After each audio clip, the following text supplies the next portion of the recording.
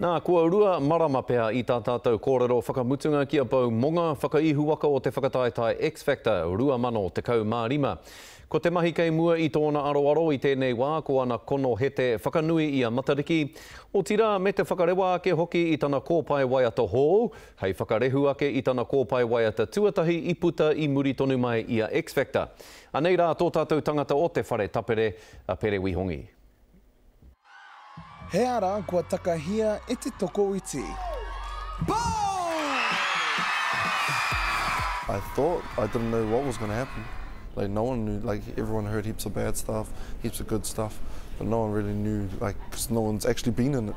He oi, kua taupū ngā waiwai o monga, rua marama mai I tōna whakawhiwhinga ki te toa whakaihu waka o te whakataetai X Factor. It's like, if you think about it, it actually feels pretty good. Just knowing that you accomplished something that you would never think that you would. So that's another bonus.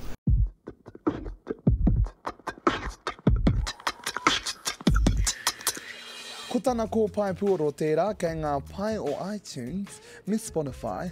You can be my queen, I'll be your king.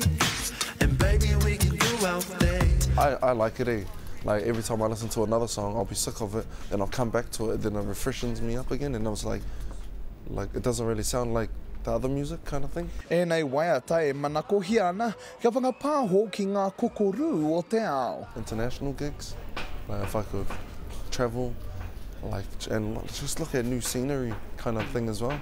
Get fresh, like get a fresh mind, some fresh inspiration. Yeah. Hewa I monai nei tonu ka pāoro I te kapua nui o Tāmaki, hei a pōpō tonu. I heard you were going to perform there. Yeah, so Pere is going to be performing there? Yeah, those ones. Nah.